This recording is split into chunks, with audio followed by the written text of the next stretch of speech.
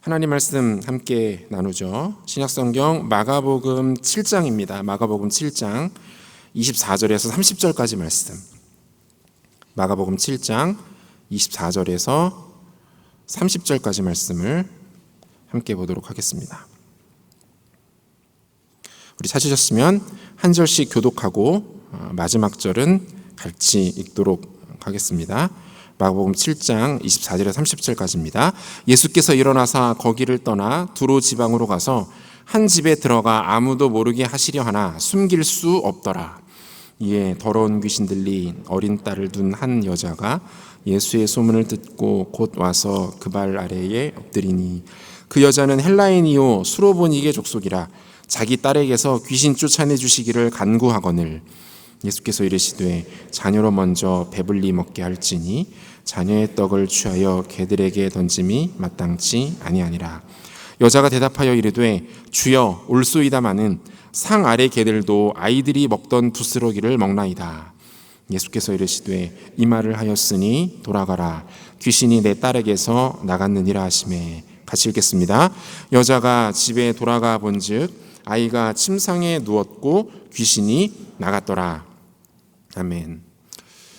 슬기로운 의사생활 시즌2를 요즘에 은혜를 많이 받으면서 보고 있는데요. 지난주 방송분에 보니까 이런 장면이 있더라고요. 세계적인 바이올리니스트가 뇌종양 수술을 받게 되었습니다. 최송화 교수가 환자를 만나러 그 VIP 병동에 올라가요. 환자의 어머니가 계셨습니다, 옆에. 그런데 이분이 화가 단단히 나 있어요. 기다리는 교수는 안 오고 전공의들만 들락거리는 게 마음에 안 들었던 것 같아요. 최송화 교수는 자신이 바로 수술을 하게 될 교수라고 소개했습니다. 그때서야 어머니는 마음이 조금 풀린 것 같았습니다. 이 환자의 어머니는 여러 가지로 까다롭고 상대하기가 쉽지 않아 보이는 사람처럼 보였습니다. 딸이 수술을 받는 날이 되었어요. 수술실 앞에서의 어머니는 조금 전과는 전혀 다른 모습을 하고 있었습니다. 세련되게 메이크업을 하고 말끔하게 옷을 차려입었었던 병실에서의 모습이 아니었어요. 머리는 헝클어져 있었고 얼굴에는 화장기 하나 없었습니다. 의상 또한 길에서 흔히 마주칠 수 있는 동년배의 아주머니들과 크게 다르지 않았습니다. 수수하다 못해 초라해 보이기까지 하는 차림이었어요. 인물의 외모와 치장을 통해서 그 사람의 현재 마음 상태를 확인할 수 있었습니다. 이 어머니는 원래가 도도하고 예민하고 까칠한 상대하기 어려운 사람이었습니다. 하지만 정작 딸이 수술실에 들어갈 때가 되자 뭡니까? 그 마음이 낮아진 겁니다. 의료진을 대하는 태도도 이전과는 완전히 달라져 있었어요. 자녀의 고통 앞에 선 어머니의 모습을 참 적절하게 잘 묘사했다라는 느낌을 받았습니다. 그 어떤 부모가 이렇게 반응하지 않을까요? 자신의 아픔과 비참함보다 더 힘든 것이 이 자녀들이 당하는 고통 아닙니까? 여러분들은 아직 자녀를 두어보신 경험이 없기 때문에 직접적으로는 공감할 수 없겠지만 우리의 부모님들이 우리 때문에 힘들어하시는 모습들, 내가 어려움을 당했을 때 우리 부모님들이 얼마나 아파하시는지를 보았다면 충분히 이것이 어떤 것인지는 알 수 있을 것 같아요. 자녀의 문제 앞에서 부모는 한없이 겸허해집니다. 흔히 말하는 지푸라기라도 잡고 싶은 심정이 되는 거죠. 오늘 우리가 읽은 본문에도 자녀의 고통 앞에서 한없이 낮아지고 있는 한 어머니가 등장합니다. 그녀는 지금 예수님 앞에 엎드려 있습니다. 그녀에게 어떤 사연이 있었습니까? 그리고 그녀는 이 절망스러운 상황과 조금은 난처할 수도 있는, 당혹스러울 수 있는 상황들을 어떻게 대처하고 있습니까? 본문에 나타난 일련의 과정들과 내러티브들을 살피면서 오늘 우리에게 주시는 은혜와 교훈을 묵상해 보도록 하겠습니다. 예수님께서 게네사렛 지방을 떠나셔서 두로 지역으로 이동하십니다. 이 두로 지역은 게네사렛 지역에서 북서쪽으로 약 64km 떨어져 있던 그렇게 큰 도시는 아니었어요. 주님께서 이곳에 가신 이유는 사역 때문은 아니었습니다. 오히려 잠시 휴식의 시간을 갖기 위해서 움직이셨던 것으로 보입니다. 본문 1절 상반절을 보면 예수께서 일어나 거기를 떠나 두로 지방으로 가서 한 집에 들어가 아무도 모르게 하시려 하나 이렇게 돼 있어요. 그러니까 미리 준비가 되어 있던 한 집으로 찾아가신 거죠. 그리고는 자신이 이 지역에 방문했다라는 사실을 아무에게도 알리기를 원치 않으셨어요. 무슨 말입니까? 그 어떤 공식적인 일정도 잡지 않으시겠다, 뭐 이런 의미겠죠. 개인적인 시간을 보내고 싶으셨던 것 같아요. 그런데 주님의 이 계획은 보기 좋게 실패하고 맙니다. 1절 뒷부분을 보실까요? 어떻게 되어 있습니까? 숨길 수 없더라. 숨길 수 없더라. 사람들은 예수님께서 두로 지역에 오셨다는 것을 알았습니다. 이 고대 사회에서는요, 몇 군데의 거대 메가시티를 제외하고 나서는 외지인들의 방문이 그렇게 많지는 않았습니다. 따라서 외지인인 예수님께서 두로 지방에 오셨다라는 것을 아마도 두로 지방에 거주하는 사람들은 쉽게 알 수 있었다라는 거죠. 게다가 예수님의 두로 방문이 이번이 처음은 아니었던 것 같아요. 마가복음 3장 8절을 보니까 유대와 예루살렘과 이두메와 요단강 건너편과 또 두로와 시돈 근처에서 많은 무리가 그가 하신 큰 일을 듣고 나오는지라 이렇게 돼 있어요. 이게 뭡니까? 직간접적으로 이전에 예수님께서 이 두로 지역에 방문하셨든지 아니면 마치 방문하셨던 것과 다를 바가 없을 정도의 큰 영향력을 이미 그곳에 끼치셨다라는 것을 보여주고 있는 것 아닙니까? 그곳에 사는 사람들에게도 하나님의 말씀을 전하셨고 기적을 베푸셨고 그들에게도 치유를 허락해 주셨던 것 같아요. 한마디로 두로 지방에서는 이미 예수님은 어떤 존재예요? 유명 인사였던 겁니다. 핵 인싸였던 거예요. 예수님이 지나가기만 하면 예수님 아니신가? 이전에 방문하셨던 분 아닌가? 모두가 알아볼 정도의 유명 인사셨던 거죠. 이러한 예수님께 한 여인이 찾아옵니다. 이 여인에게는 딸이 하나 있었는데요. 그런데 그 딸이 그만 더러운 귀신에 들리고 말았습니다. 동일한 내용을 소개하고 있는 마태는 흉악한 귀신이 들렸다라는 표현까지 사용하고 있어요. 정확하게 묘사할 수는 없겠지만 어린 딸의 몸과 마음이 극심한 고통 가운데 처해 있었을 것임을 알 수 있습니다. 이 여인은 딸의 고통을 지켜보고만 있을 수 없었습니다. 그러던 중에 예수님께서 두로 지방에 오셨다는 소식을 듣게 되죠.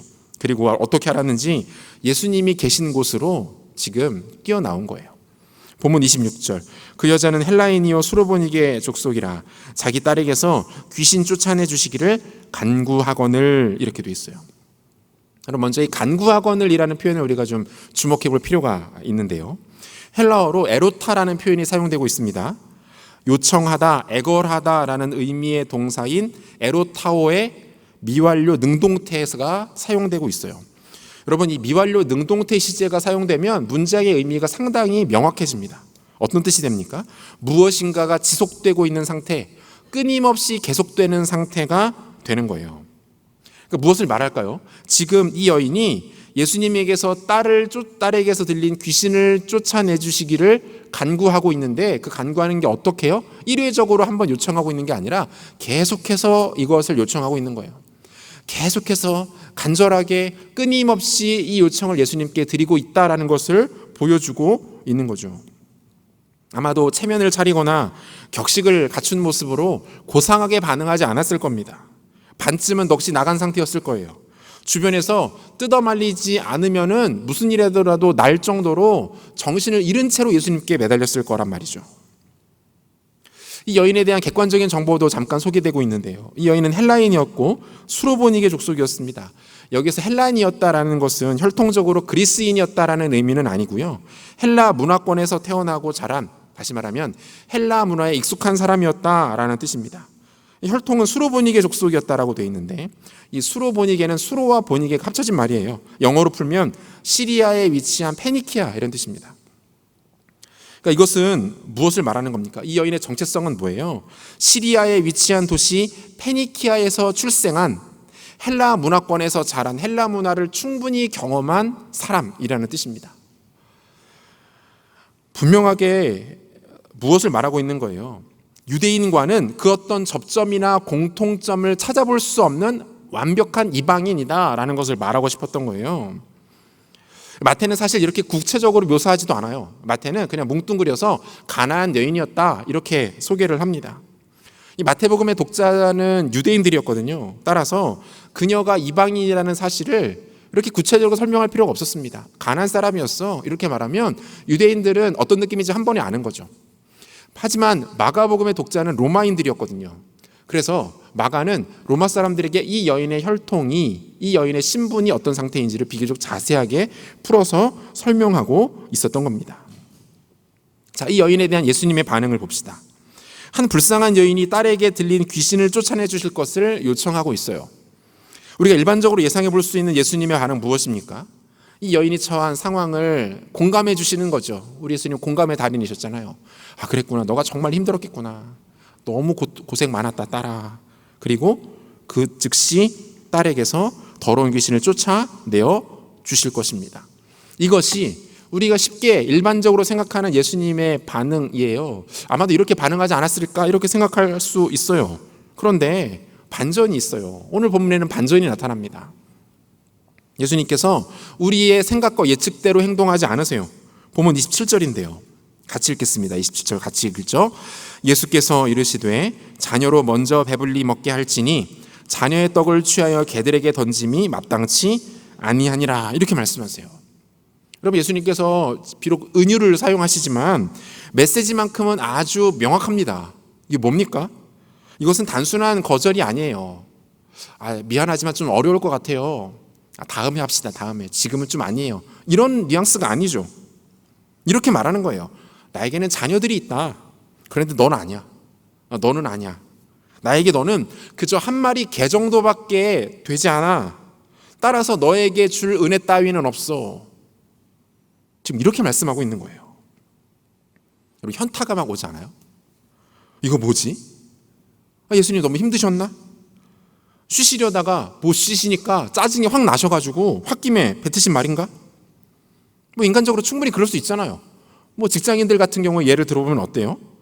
주말에 쉬지도 못하고 출근을 해버렸네? 일이 많아서? 그런데 어떻게 해요? 그것마저도 너무 힘들고 짜증나는데 갑자기 누가 찾아와서 이것저것 일을 막 부탁하면서 일을 시킵니다.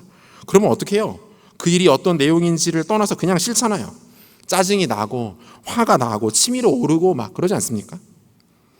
주님도 이런 이유 때문에 여인에게 이런 반응을 보이셨던 것일까요? 아니죠.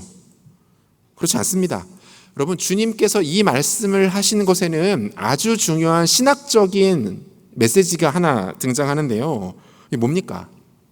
하나님께서 인간에게 허락하시는 구원에 순서가 있다는 거예요. 차례가 있다는 겁니다. 구원의 질서에 대해서 예수님께서 지금 말씀하고 계시는 거예요. 그것이 무엇입니까? 먼저는 유대인에게, 유대인들이 먼저예요. 그리고 그 다음으로 이방인. 첫째는 유대인에게, 두 번째가 이방인. 이것이 하나님께서 인간에게 구원을 허락하시는 순서, 정해놓으신 순서였다라는 거죠. 이 순서가 바뀔 수는 없습니다. 마태복음 10장을 보면 예수님께서 제자들을 전도여행으로 파송하시는 장면이 나오는데요. 이때 아주 중요한 룰 한 가지를 말씀해 주세요. 그게 뭡니까? 마태복음 10장 5절과 6절. 예수께서 12를 보내시며 명하여 이르시되 이방인의 길로도 가지 말고 사마리아인의 고을에도 들어가지 말고 오히려 이스라엘 집에 잃어버린 양에게로 가라. 뭐라고 말씀하세요? 이방인이나 사마리아인들한테 가지 마. 너희들의 목적지는 거기가 아니야. 유대인들에게 먼저 가라. 이스라엘에게 먼저 가라. 이렇게 말씀하세요. 그러면 사마리아와 이방인들에게 가라는 말씀은 언제 하십니까? 예수님께서 십자가에서 부활하시고 승천하시기 직전에 제자들에게 선교의 사명을 맡기실 때 그들에게 다음 목적지를 말씀해 주시죠. 우리가 잘 알고 있는 말씀인데요. 사도행전 1장 8절 오직 성령이 너희에게 임하시면 너희가 권능을 받고 예루살렘과 온 유대와 사마리아와 땅끝까지 이르러 내 증인이 되리라. 여러분, 이해가 좀 되세요? 이방인에게 공식적으로 복음이 증거되는 때가 아직 이르지 않았습니다. 예수님께서 십자가를 통해서 구속의 사건이 완성된 후에야 비로소 이방인들에게 공식적으로 복음이 증거될 수 있었던 거예요. 원칙이 있다는 것을 보여주시는 거예요. 먼저는 유대인들이 들어야 하고 그 다음으로는 이방인들이 들을 수 있었습니다. 사도 바울도 이 사실을 이야기해요. 로마서 1장 16절 내가 복음을 부끄러워하지 아니하노니 이 복음은 모든 믿는 자에게 구원을 주시는 하나님의 능력이 됨이라. 먼저는 유대인에게요 그리고 헬라인에게로다. 여기서도 순서가 명확하죠. 먼저는 유대인에게, 그 다음으로 헬라인. 헬라인은 이방인을 통칭하는 단어예요.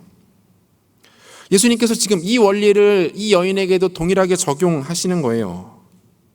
그리고 또 하나 이것이 표면적인 이유였다면 개인적인 이유는 무엇이었습니까? 예수님께서 이 여인의 믿음, 이 여인의 마음, 이 여인의 중심을 확인하시는 것입니다.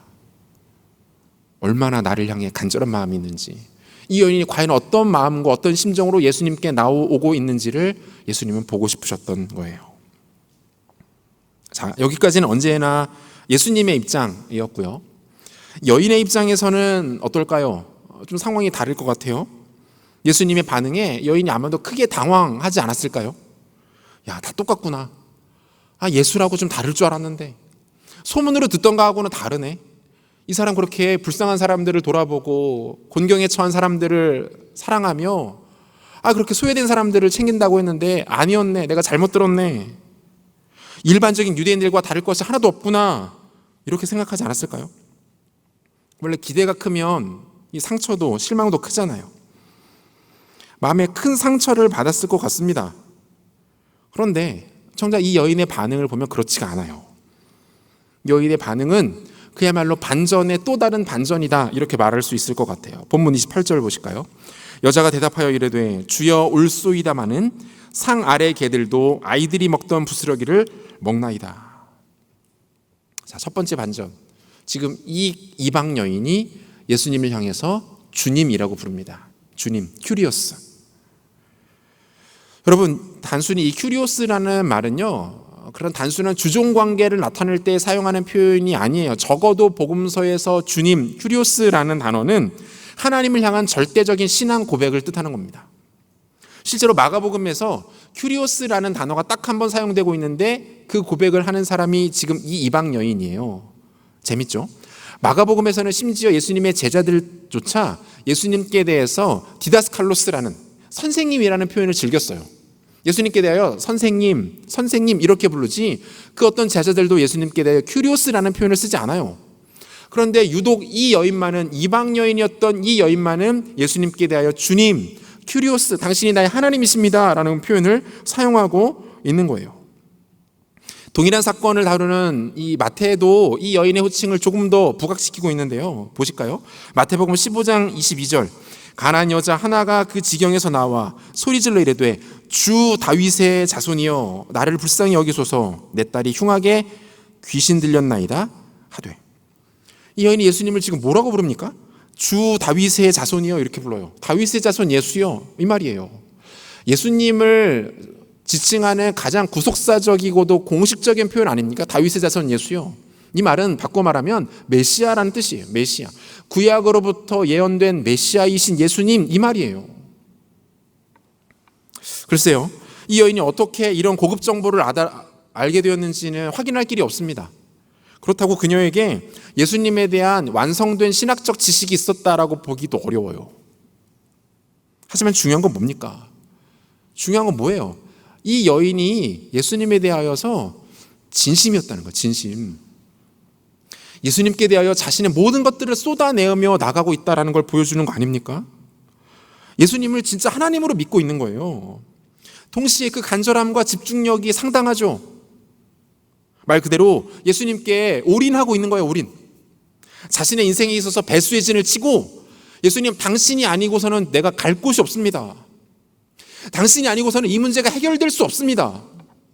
당신만이 내 딸을 구원하실 수 있습니다. 나를 살릴 수 있는 분은 이 세상에 당신 한 분뿐입니다. 이런 마음으로 나가고 있는 거예요. 계속해서 이 여인이 뭐라고 반응합니까? 주님, 주님 이라고 부른 다음에 뭐라고 대답해요? 맞습니다. 하지만 상 아래에 있는 개들도 주인의 상에서 떨어진 부스러기를 먹습니다. 이렇게 말해요. 주님 맞습니다. 상 아래에서 개들도 상 아래에 떨어진 그 부스러기를 먹습니다. 이렇게 말하는 거예요. 여러분, 예수님께서 이 여인의 대답을 듣고 무릎을 치셨을 것 같아요. 와, 기가 막히다. 너무 지혜롭다. 야, 너 대단하다. 여러분, 지금 뭡니까? 예수님하고 이 여인하고 대화가 통하고 있는 거예요. 대화가. 예수님께서 정말 오랜만에, 아니 거의 처음으로 자신과 대화를 할 수 있는, 대화가 통하는 상대를 만나신 거라고요. 여러분, 그동안 예수님이 얼마나 답답하셨어요? 유대 종교 지도자들은 어떻습니까? 틈만 나면은 예수님을 잡아먹으려고 안달이었죠. 시시건건 시비를 걸어왔습니다. 말도 안 되는 것들로 트집을 잡았어요. 막무가내로 자신들의 주장만을 내세웠다고요. 제자들은 어땠나요? 3년 동안 같이 있었더니 지긋지긋한 것들 어땠어요? 도통 알아듣지를 못합니다. 하나를 알려주면은 열을 깨닫는 거는 뭐 생각조차 안 해요. 기대도 안 해요. 하나를 알려주면 2개를 까먹고, 조금 전에 알려줬는데 뒤돌아서면 까먹고, 딴소리하고 엉뚱한 말하고. 예수님의 고충을 말로 할 수가 없을 거예요. 그런데 지금 이 여인은 어때요?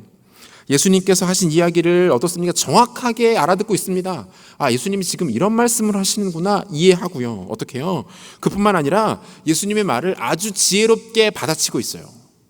아주 지혜롭게 받아칩니다. 제가 개인적으로 참 좋아하는 책인데, 피천득 시인의 그 인연이라는 수필을 보면요, 거기에 이런 내용이 나와요. 그 피천득 선생이 자신의 이상형에 대해서 이야기하는 부분인데요, 나의 이상형은 외모가 아름다운 여성이 아니다, 보기에 수려한 여성이 아니다, 그저 내가 한 말을 멋있게 받아 넘기는 그런 여성이라면 좋겠다, 이렇게 말해요. 여러분, 이게 무슨 말입니까? 대화의 기쁨, 그죠? 드디어 대화가 통하는 상대를 만난 거죠. 대화의 기쁨을 누릴 수 있는 그런 사람이라면 충분하겠다, 이렇게 말하고 있는 거예요. 여러분, 지금 예수님이 이런 사람을 만난 겁니다. 드디어. 사랑하는 여러분, 지금 이방 여인이 보이고 있는 반응의 가장 중요한 핵심은 뭡니까? 과연 무엇이 이 이방 여인으로 하여금 하나님이신 예수님과 대화가 통하게 만들고, 마음이 통하게 만들고, 예수님이 흡족하실 만한 대화를 나누도록 한 것입니까? 그 가장 깊은 건 무엇이 있는 거예요? 겸손함이 있는 거예요. 겸손한 마음과 태도로 주님께 나아가고 있기 때문에 이런 대화가 가능한 거라고요. 이 부분을 조금 더 한번 묵상해 볼까요? 이 여인에게 나타나는 겸손함의 모습을 조금 더 구체화시켜 볼 건데요, 2가지로 한번 정리하겠습니다. 겸손함의 모습 첫 번째, 하나님의 절대 주권을 인정하는 겁니다. 하나님의 절대 주권을 인정하는 것. 이 여인이 예수님을 가리켜서 주님, 큐리오스라고 부른 후에 그 다음 했던 말은 뭐였습니까? 주여 올소이다. 주여 올소이다, 이렇게 말하죠. 영어 성경을 보니까 Yes, Lord 이렇게 번역되어 있어요. 이게 무슨 말이에요? 주님이 저를 개로 여기셨습니까? 주님이 저를 개로 취급하셨습니까?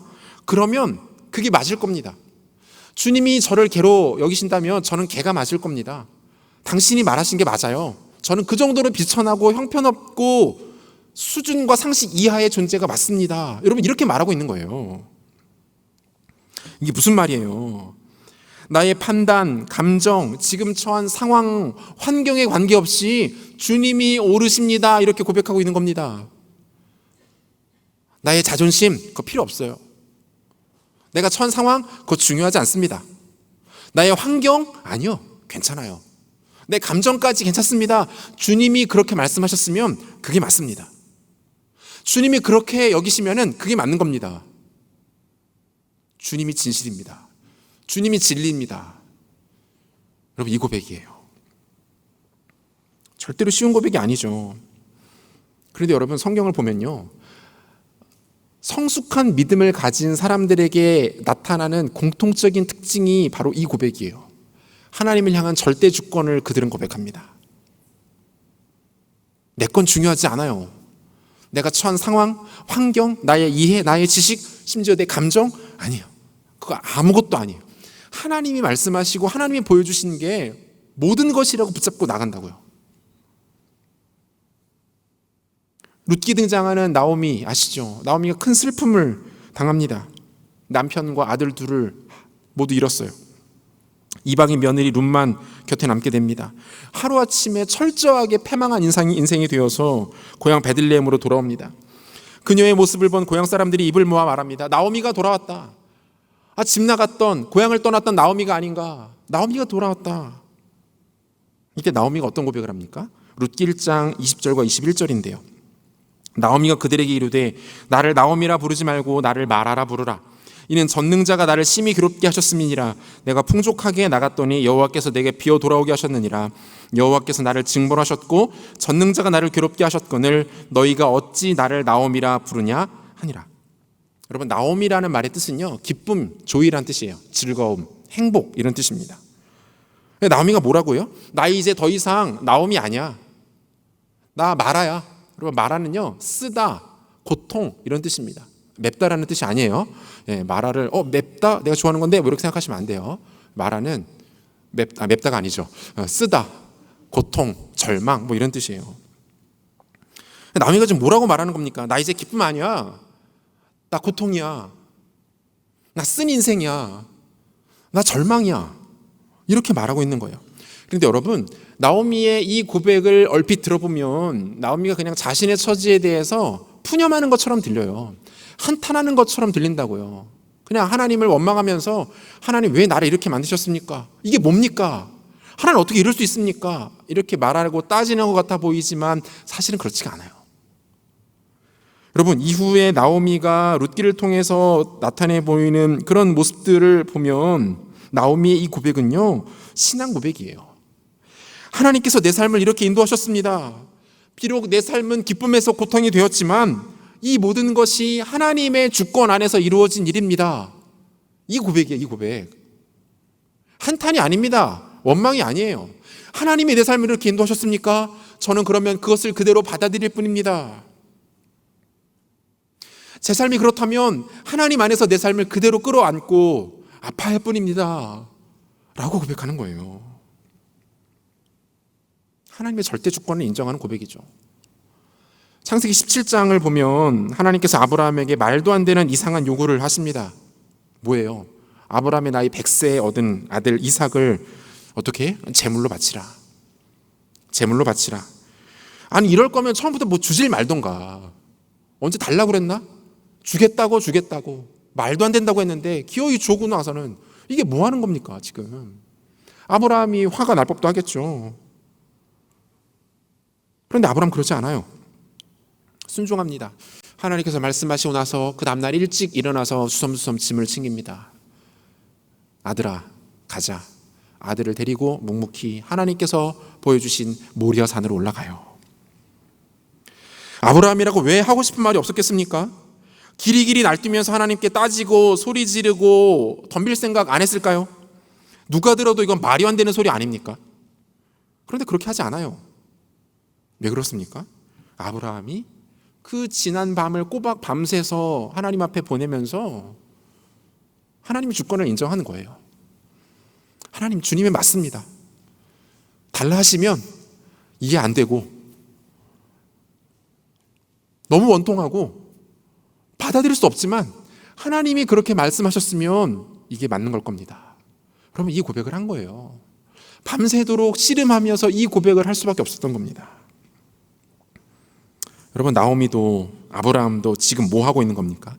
하나님의 절대 주권을 인정합니다. 동시에 자신을 부인하고 있어요. 예수님께서 제자들에게 요구하시는 가장 첫 번째 덕목이 뭐였습니까? 자기 부인이잖아요. 자기를 부인하고 십자가를 지고 나를 따르라. 그분을 내 삶의 유일한 주인으로 모시라고 말하고 있는 것 아니에요? 내가 부인되어지고 내 삶을 하나님으로 가득 채우라고 말씀하고 있는 것 아닙니까? 헌터킬러라는 영화가 있어요. 러시아에 대한 미국 잠수함의 작전을 그린 영화인데요. 이 미국 잠수함이 조난을 당한 러시아 잠수함에서 갇혀 있었던 함장을 구조해냅니다. 이동하는 중에 러시아 영해를 지나가야 하는데 그곳에서는 그 물속에서 폭발하는 지뢰를 보통 기뢰라고 이렇게 말하는데 그 기뢰가 그 바닷속 깊은 곳에 막 곳곳에 설치가 되어 있는 거예요. 그냥 들어가면 잠수함은 반드시 기뢰로 인하여서 폭발하고 맙니다. 미국 잠수함의 함장이 자신이 구조한 러시아 함장에게 묻습니다. 당신 이곳을 잘 압니까? 그러자 러시아 함장이 이렇게 대답해요. 이것들 모두 내가 설치한 겁니다. 함장님, 그러면 이리로 와서 직접 지휘하십시오. 어차피 당신이 아니면 우리는 이곳을 빠져나갈 수가 없습니다. 주변에서 부하들이 난리 났어요. 적장의 함장을 하는 자리에 세운다니 말이 안 되는 거잖아요. 함장님 안 됩니다. 군법에 어긋납니다. 말도 안 되는 일입니다. 하지만 함장은 마음을 바꾸지 않습니다. 러시아 함장이 그렇게 미국 잠수함의 지휘를 맡습니다. 그리고 잠수함은 무사히 기뢰밭을 빠져나갈 수 있었습니다. 누가 조종실을 장악하느냐가 중요하다는 걸 보여주는 거 아닙니까? 여러분, 우리에게도 이 결단이 있어야 돼요. 뭡니까? 조종실을 내가 꿰차고 있으면 안 됩니다. 우리에게는 기뢰밭과도 같은 우리 인생을 헤쳐나갈 능력이 없습니다. 우리가 우리의 조종실에서 내려오고 모든 상황을 밝히 아시는 하나님께 그 조종실을 내어드려야 합니다. 여러분, 그게 지혜로운 인생이에요. 모든 것에 뛰어나시고 모든 것을 알고 계시는 하나님께서 나의 조종실로 들어오셔야 합니다. 그분께 나의 조종관을 내어드려야 합니다. 그분께서 내 인생의 운전석에 자리하셔서 조종대를 잡으실 수 있도록 해야 합니다. 여러분, 그게 겸손이에요. 그게 겸손이라고요. 하나님의 백성들에게 가장 강력한 힘은 겸손입니다. 왜요? 주님이 우리 인생의 주인 되시거든요. 겸손하게 내가 자리를 비켜드리면 전능하신 하나님이 우리 인생의 조종실에 앉으셔서 우리 인생을 조종해 가시거든요. 여러분, 그게 능력이라고요. 여러분, 기억하십시오. 겸손이 가장 큰 능력이에요. 하나님의 절대 주권을 인정하고 그분께 우리 인생의 조종실을 내어드리는 인생이 지혜로운 인생이고 그 인생이 능력 있는 인생이라는 것입니다. 겸손하게 하나님의 절대 주권 인정하는 지혜로운 종들 되기를 바랍니다. 겸손함의 모습 두 번째는 충분하다는 고백이에요. 충분하다는 고백. 여인이 예수님께 고백한 내용은 뭡니까? 두 가지로 정리해 볼 수 있는데, 하나는 개도 주인에게서 은혜를 입을 수 있지 않습니까? 이런 말이고요. 개도 주인에게서 은혜를 입을 수 있지 않습니까? 이렇게 말하죠. 두 번째, 부스러기만으로도 충분합니다. 이렇게 말해요. 무슨 뜻이에요? 주님, 제가요 굳이 당신의 자녀가 아니어도 됩니다. 그냥 당신의 집에 왔다 갔다 하는, 훔쳐서 음식 훔쳐먹는 개라도 좋으니까 곁에 머물게만 해주세요. 정식으로 잘 차려진 식탁 아니어도 됩니다. 그냥 상에서 떨어지는 부스러기만이라도 먹게 해주십시오. 그것으로도 충분하니까요. 이렇게 말하고 있는 거예요.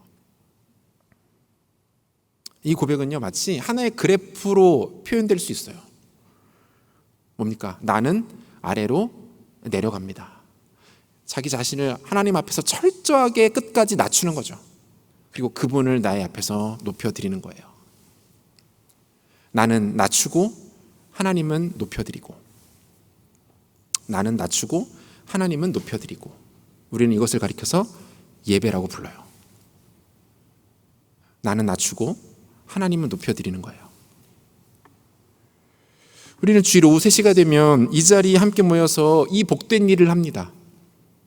나는 끊임없이 그분 앞에서 낮아지고 온 우주 만물의 주 되신 그 주님을 나의 고백을 통해서 마음껏 높여드리고 올려드리는 거예요. 우리가 찬양을 할 때에도, 기도를 할 때에도, 그리고 지금처럼 말씀을 들을 때에도 우리 마음에서 계속해서 이 작업이 이루어져야 합니다. 심지어 지금 주무시고 계신 분들도 주무시면서 이 작업을 하실 줄 알아요. 주무시면서 이 작업 하시면 돼요. 괜찮습니다. 깨시면 더 좋고, 나를 낮추고 하나님은 높여드리고, 이게 예배의 본질이라고요. 제가 고등학교 때 물리를 굉장히 싫어했는데 그래도 기억하고 있는 공식 하나가 있는데, EP는 mgh 아십니까? 위치 에너지 공식인데, 위치 에너지는 뭐예요? 질량 곱하기 중력 곱하기 중력 가속도 곱하기 높이. 맞나요? 위치 에너지는 질량 곱하기 중력 가속도 곱하기 높이. 그러니까 뭐예요? 질량은 높이를 가질수록 에너지가 커지는 거죠. 중력이 작동하니까.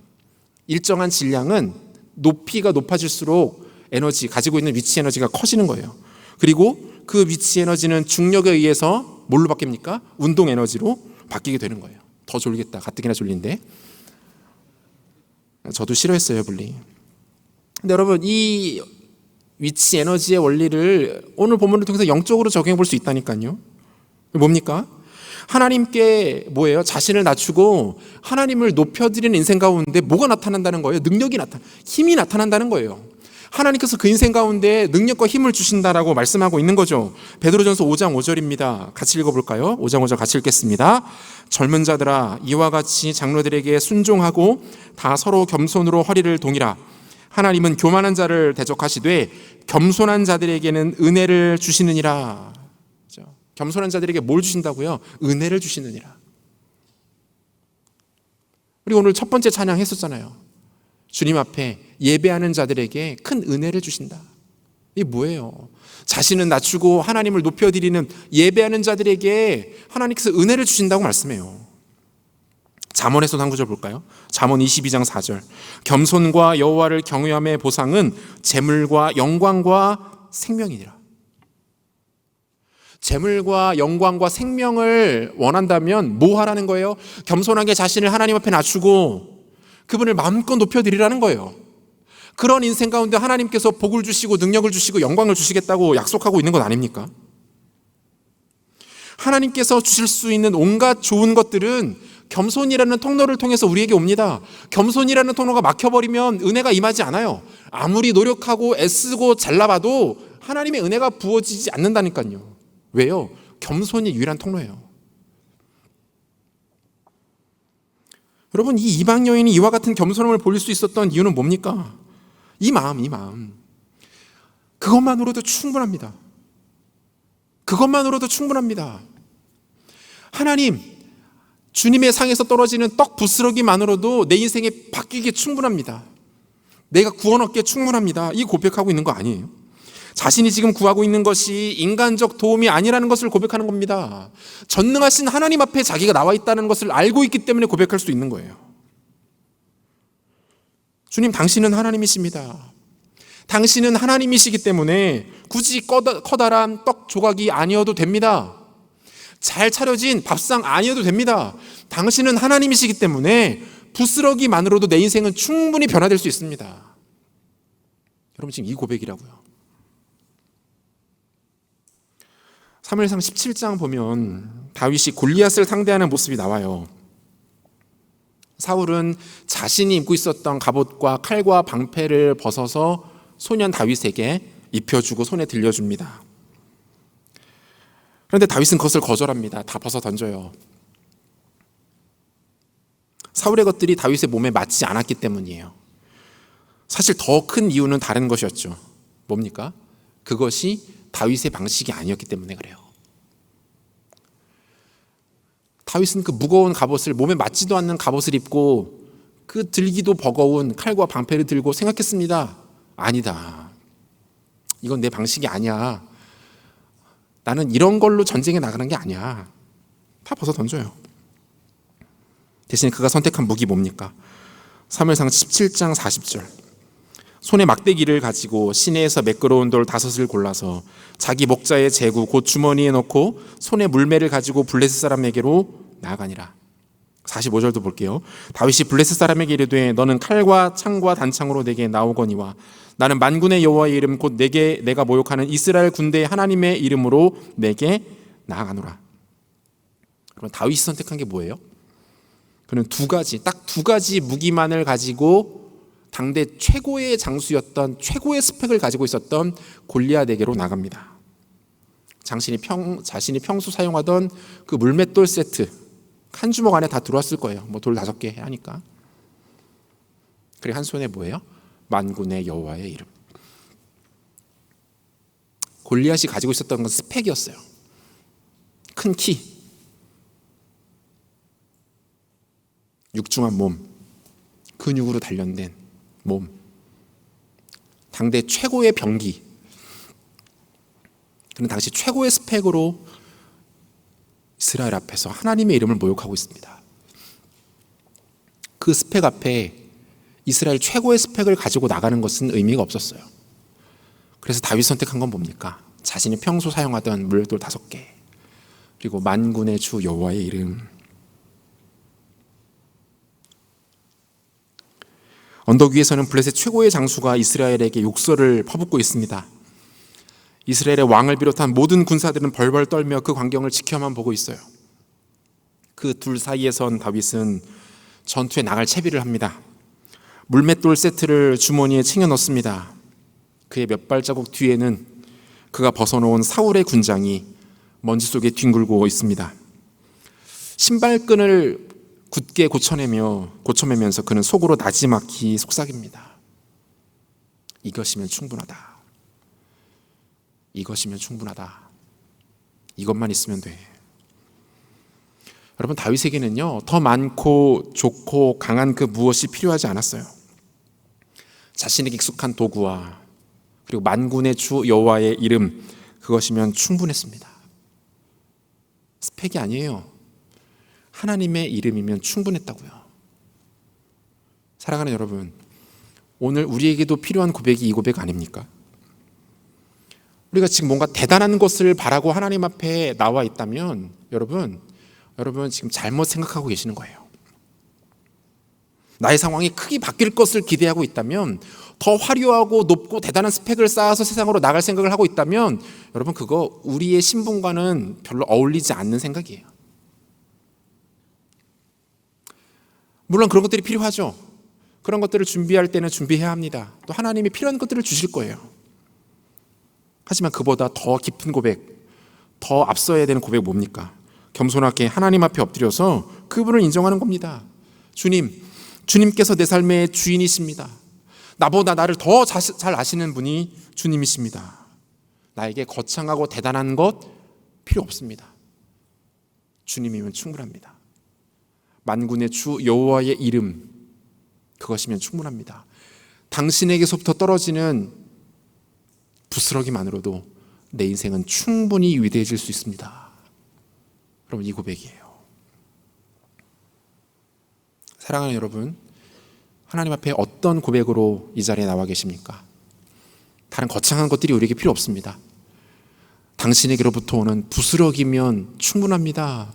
그 작은 은혜로도 내 삶을 완전히 바꿀 수 있습니다. 라는 이 겸손하고 풍성한 고백으로 주 앞에 반응하시는 여러분들 되시기를 소원합니다. 말씀 마무리하겠습니다. 하나님의 은혜가 이미 우리에게 충분해요. 더 이상 그 무엇이 우리에게 필요하지 않습니다. 여러분, 하나님은요, 이미 우리에게 당신이 주실 수 있는 최고의 것을 주셨습니다. 그게 뭡니까? 예수 그리스도잖아요. 당신이 하나밖에 없는 보물 1호라고 표현하기도 너무 부족해요. 자신의 모든 것을, 가장 소중한 것을 우리에게 주셨습니다. 이미 끝났다고요. 우리가 누릴 수 있는 최고의 것을 이미 우리는 받았다고요.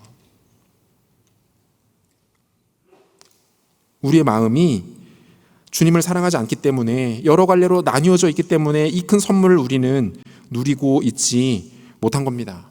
여러분, 기억하십시오. 우리의 능력 없음은 우리가 주님을 믿지 않기 때문이 아닙니다. 주님을 덜 믿기 때문입니다. 제대로 믿으면 변화됩니다. 부스러기만으로도 변화되는 능력이 일어납니다. 부스러기만으로도 그것이 하나님께로부터 온 은혜라면 우리 삶을 능히 바꿔놓을 수 있는 것입니다. 적당히 믿어서는 안 돼요. 대충 믿어서는 곤란합니다. 하나님의 은혜 앞에, 하나님의 존재 앞에 우리를 철저하게 복종시키고 그분께 우리의 모든 주권들을 내어 맡기고, 당신의 은혜 하나면 충분합니다. 부스러기만이라도 주님께로부터 오는 은혜면 능히 내 삶을 바꿀 수 있습니다. 라는 이 고백이 있을 때 우리의 삶은 다시 한번 하나님 앞에 일어나게 될 것입니다. 이 아름답고 위대한 믿음의 고백으로 주 앞에 서시는 사랑하는 모든 죄종들 되시기를 우리 주 예수 그리스도 이름으로 축원합니다. 다시 자리에서 일어나겠습니다.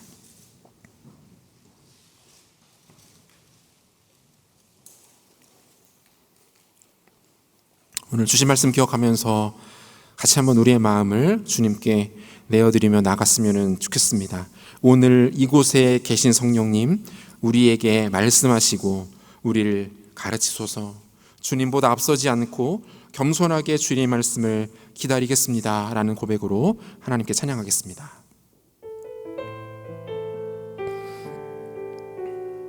고백합니다. 오늘 이곳에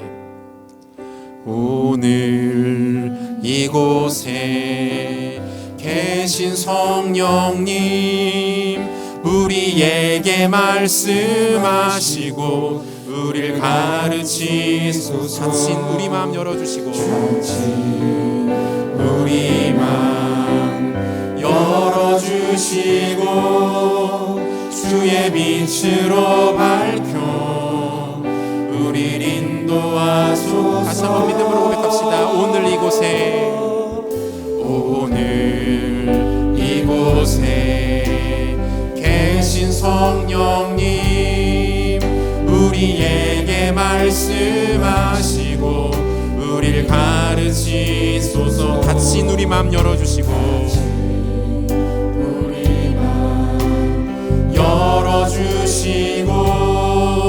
주의 빛으로 밝혀 우릴 인도하소서. 믿음으로 고백합시다. 주님보다 앞서지 않고 겸손하게 주님의 말씀 기다리니 주님 손에 우릴 드립니다.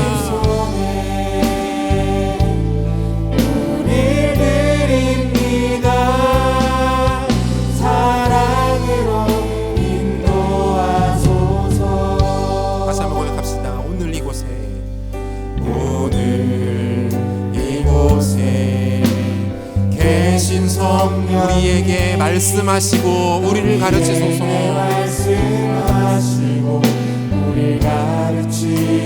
닫혀있는 우리의 마음을 열어주십시오.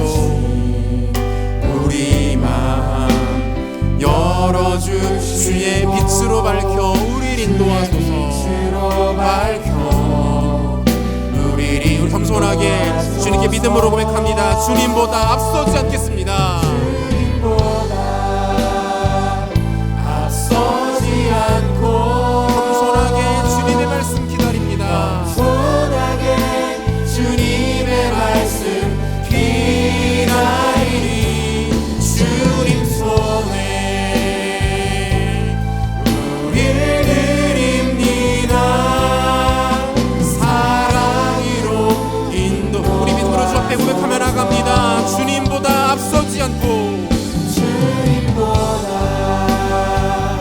앞서지 않고 우리의 마음을 낮춰 겸손하게 주의 말씀 가운데로 나아갑니다.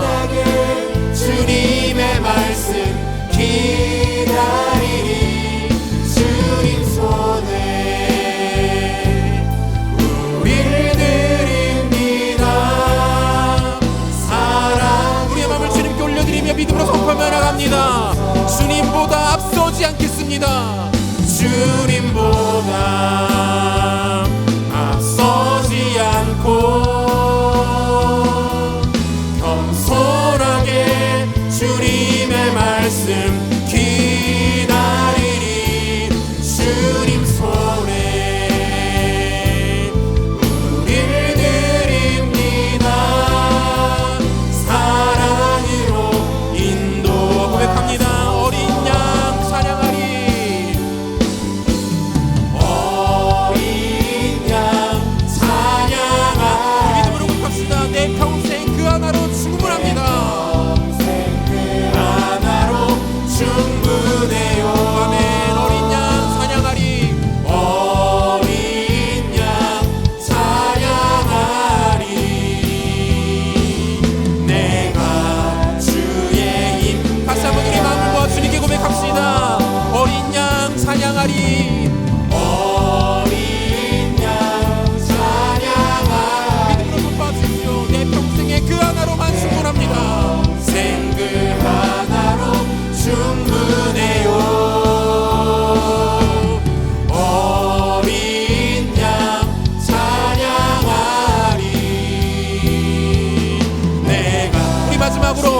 마음과 뜻과 정성 다해 믿음으로 선포하며 나가십시다. 어린 양 찬양하리. 어린 양 찬양하리. 우리에게 충분히 베풀어 주시는 주의 은혜를 고백합니다. 평생 그 하나로 충분해요. 어린 양 찬양하리.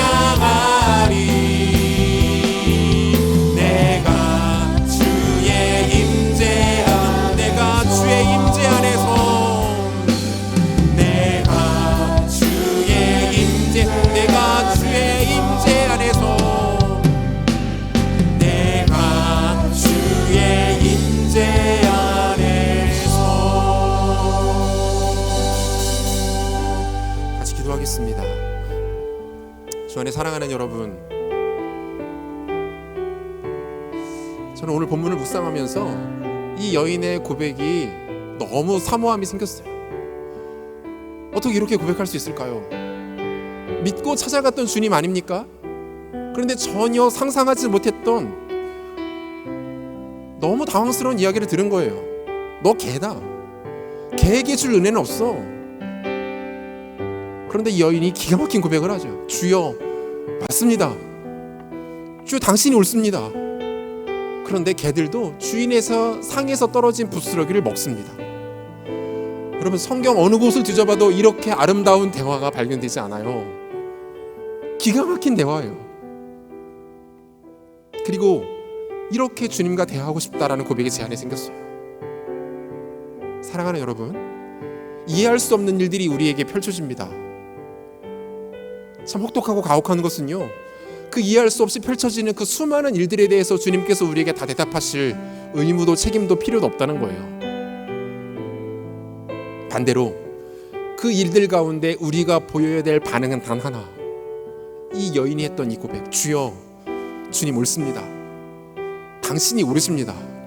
주님, 제 마음은 엉망인데요, 저는 도무지 이해가 안 되는데요, 납득할 수 없는데요, 인정하고 싶지 않습니다. 그런데 주님, 당신이 옳으십니다. 당신이 진리이십니다. 당신이 나보다 내 삶을 더 잘 아십니다.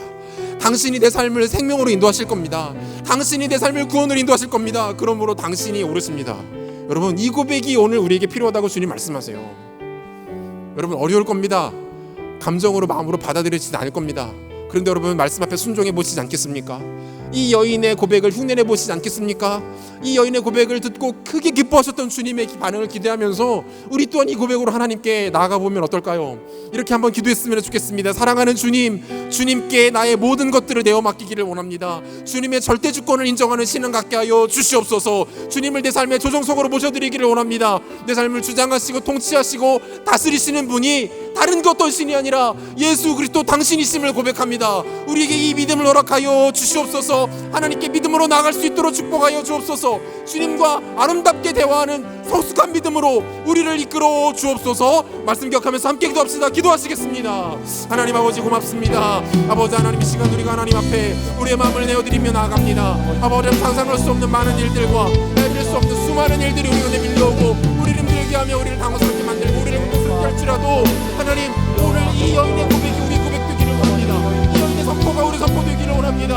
이 여인의 마음이 우리 마음 되기를 원합니다. 하나님은 이를 베풀어 주시옵소서. 하나님 역사하여 주시옵소서. 긍휼을 베풀어 주시옵소서. 하나님의 은혜가 우리를 주장하기를 원하는데 먼저 우리가 이 고백으로 나갈 수 있도록 하나님 함께하여 주시기를 원합니다. 이해될 수 없는 일들 가운데, 헤아릴 수 없는 아픔 가운데 도무지 우리의 머리로는 납득되지 않고 우리 생각으로 풀리지 않는 이 수많은 일들 가운데 아버지 하나님, 다름 아닌 하나님의 절대 주권을 인정하며 고백하 나가는 믿음의 눈을 뜰 수 있도록 하나님 축복하여 주시옵소서. 하나님만이 내 삶을 인도하실 수 있는 하나님 분이시고 내 삶을 완벽하게 이끄실 수 있는 분이시고 우리 삶을 모든 것들을 찾으시는 분이심을 믿음으로 고백하는 나가는 우리들 될 수 있도록 하나님 함께하여 주시고 역사하여 주시기를 원합니다. 아버지 하나님, 은혜를 베풀어 주옵소서. 놀라우신 하나님의 은혜가 우리 마음 가운데 보시는 것들을 경험할 수 있도록 하나님 붙잡아 주시고 성령 하나님 함께하시는 귀한 은혜가 우리 마음 가운데, 우리의 심령 가운데, 우리 중심 가운데 부어지는 선한 역사들이 나타날 수 있도록 하나님 함께하여 주옵소서. 믿음의 고백으로 나가기를 원합니다. 더 깊은 고백으로 나가기를 원합니다. 소식한 고백으로 나갈 수 있도록 하나님 함께하여 주옵소서. 하나님 은혜를 부를 수 있도록 하나님 붙잡아 주옵소서. 우리 한 가지만 더 같이 기도했으면 좋겠습니다. 여러분, 우리 그거 기억해야 돼요. 하나님이 우리에게 주실 수 있는 최고의 것을 이미 주셨습니다. 하나님이 당신이 가장 아끼시는 보물, 당신의 가장 큰 무기, 당신의 가장 큰 능력을 이미 우리에게 주셨어요. 그것은 바로 예수 그리스도입니다. 다른 그 무엇이 우리에게 더 필요하지 않아요. 다른 말로 그 무엇이 되었든 그분에게서 떨어지는 부스러기만으로도 이미 우리에게 충분한 능력이 된다는 거예요. 여러분, 많은 기도의 제목이 있겠지만 또 구하고 싶은 것들이 있겠지만 바라고 싶은 것들이 있겠지만 여러분, 예수 그리스도를 바라십시오. 예수 그리스도를 추구하십시오. 예수 그리스도를 가슴에 모셔드리시고 그 예수 그리스도가 내 삶의 모든 것 되심을 선포하십시오. 그러면 이 여인의 이 고백이 가능합니다. 예수가 우리 안에 들어오면 그 어떤 상황과 조건과 환경이 우리를 무너뜨릴 수 없습니다. 우리를 낙담시키지 못합니다. 예수가 우리 안에 들어오면 게임은 끝납니다. 인생은 변화됩니다. 그 예수 붙들고 나아가면 능치 못할 일이 없는 하나님의 백성으로 이 땅 살아갈 수 있게 될 것입니다.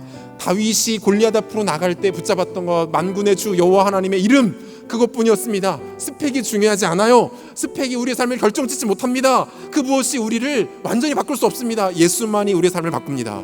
사랑하는 여러분, 지금 이렇게 기도합시다. 하나님, 예수 제대로 믿겠습니다. 예수 잘 믿겠습니다. 어영부영 믿지 않겠습니다. 우리의 삶을 예수님께 정확하게 집중시키시고 하나님 앞으로 나아가는 신실하고 지혜로운 족속들 될 수 있도록 하나님 은혜를 베풀어 주시옵소서. 겸손하게 부스러기의 은혜만으로도 우리 삶이 능히 변화될 수 있다라는 믿음 가지고 나아가는 우리 삶 될 수 있도록 하나님 우리를 축복하여 주옵소서. 함께 기도하겠습니다. 하나님 아버지, 은혜를 베풀어 주시기를 원합니다. 성령 하나님, 우리를 만져주시기를 원합니다. 우리를 붙잡아 주시기를 원합니다. 아버지 하나님, 모든 것 되시는 예수 그리스도를 우리 삶에, 우리 가슴에 품고 모시며 살아가는 은혜가 우리에게 있게 주시옵소서. 하나님 아버지, 은혜를 베풀어 주옵소서. 아버지 하나님, 역사하여 주시옵소서.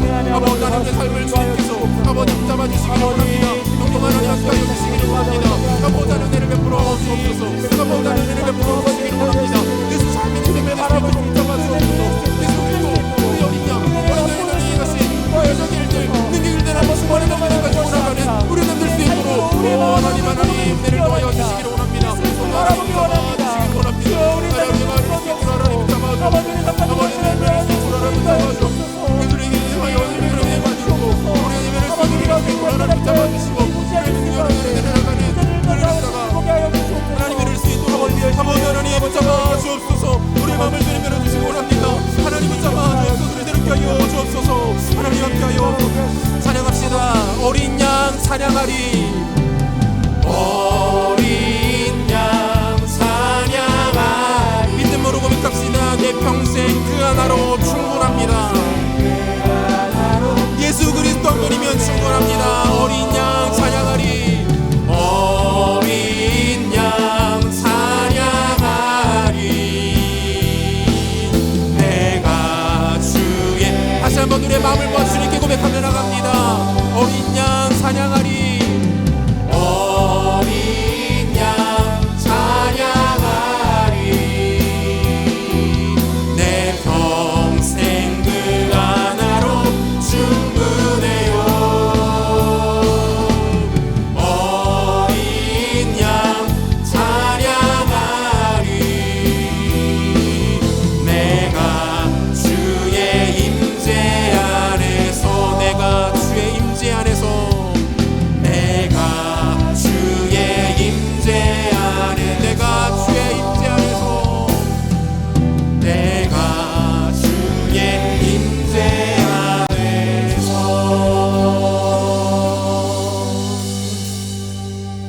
사랑하는 주님, 우리가 당신의 소유임을 감사합니다. 하나님께서 우리를 가장 복된 존재의 아름답고 영광스러운 존재로 삼아주셨음을 기억하며 주님께 감사와 찬송과 영광을 올려드립니다. 잠시 동안이지만 예수님께 개로 취급받았던 이 여인의 반응과 그 여인이 품었던 고백을 통해서 하나님 도전을 받습니다. 이방 여인이었지만 그에게 예수를 하나님으로 고백하는 아름다운 고백이 있었고, 예수 그리스도에 대한 절대 주권, 주님 당신이 오르십니다. 당신이 내 삶의 주인이십니다. 당신은 모든 것을 아시는 분입니다.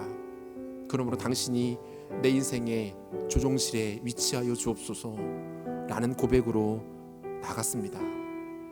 자신을 한없이 낮춰 하나님을 마음껏 높여 하나님을 아름답게 예배하는 모습으로 주님 앞에 섰습니다. 그리고 주님은 이 여인을 향하여 내 믿음이 크도다, 너가 참 믿음이 크다, 큰 믿음을 가지고 있구나 라고 마음껏 기뻐하며 칭찬해 주셨습니다. 사랑하는 주님, 이 주님의 칭찬과 그 주님의 만족스러운 얼굴과 우리를 바라보시는 그 주님의 빛나는 눈빛을 우리도 누리기를 원합니다. 이 여인의 반응과 고백이 우리의 것 되게 하여 주시고, 우리 또한 하나님 앞에 이러한 모습으로 깊어가며 성숙해갈 수 있도록 축복하여 주시옵소서. 헤아릴 수 없는 많은 일들과 차마 이해되지 못하는 어려움 가운데서도 내 삶의 주인이 하나님이시고 그 주님께서 나를 가장 완벽한 계획 가운데 인도하고 계시다라는 믿음을 놓지 않게 하여 주옵소서. 주님을 향한 절대 주권으로 나아가는 신실하고 지혜로운 종들 될 수 있도록 축복하여 주시옵소서. 하나님을 마음껏 높이고 반대로 나는 낮추는 예배자 인생 살아갈 수 있도록 도와주시고, 예배에 성공하여 능력을 경험하는 종들 될 수 있도록 축복하여 주시옵소서. 주님께서 허락하시는 은혜면 충분하다, 부스러기만으로도 충분하다라는 겸손하고 낮은 은혜의 고백을 통하여서 세상의 다른 것들, 세상의 많은 것들 의지하는 어리석은 인생 아니라 만군의 주 여호와 하나님의 이름만을 의지하며 담대히 전장으로 걸어나가는 용맹스러운 다윗의 모습이 오늘 우리에게 나타나도록 주님 축복하여 주시옵소서. 거친 세상을 살아가는 사랑하는 청년들의 삶을 마음껏 축복하여 주시되, 겸손한 모습으로, 겸손히 가져다주는 지혜로, 그 지혜가 가져다주는 능력과 힘으로 이 땅을 힘있게 살아가는 주의 백성들 될 수 있도록 마음껏 축복하여 주시고 은혜를 베풀어 주시옵소서. 그렇게 우리 가운데 일하실 줄을 기대하며 존귀하신 예수 그리스도 이름으로 기도합니다. 아멘. 다 같이 자리에서 일어나셔서 봉헌하겠습니다. 우리는 새로운 사도행전의 주인공들입니다.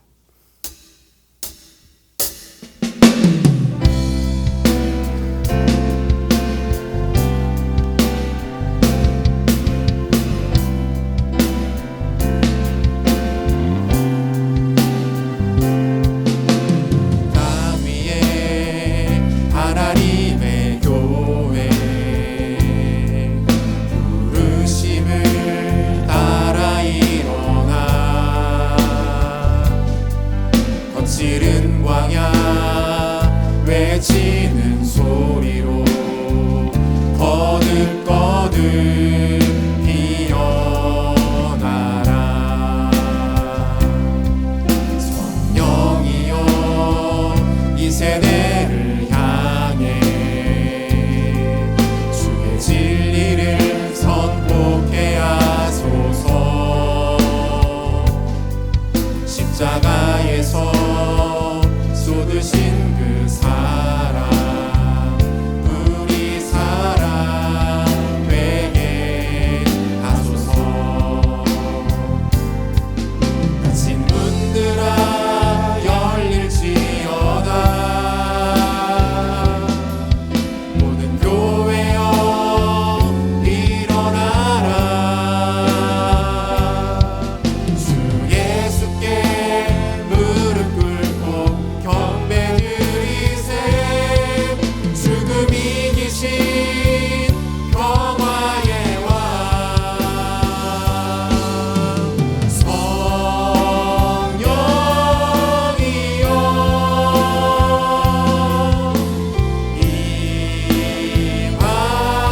임하소서. 초대교회 역사 같은 권능으로 모든 교회 일으켜 주소서.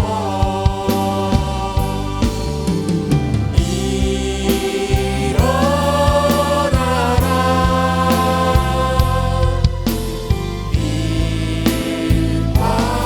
일어나라.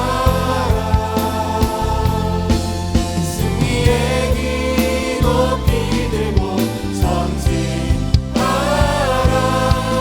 주님 오실 길 예비하라. 우리를 영광스러운 교회로 불러주셔서 이 땅 가운데 하나님의 위대한 나라를 마음껏 선포하며 펼치며 꿈꾸며 살아가게 하시니 감사합니다.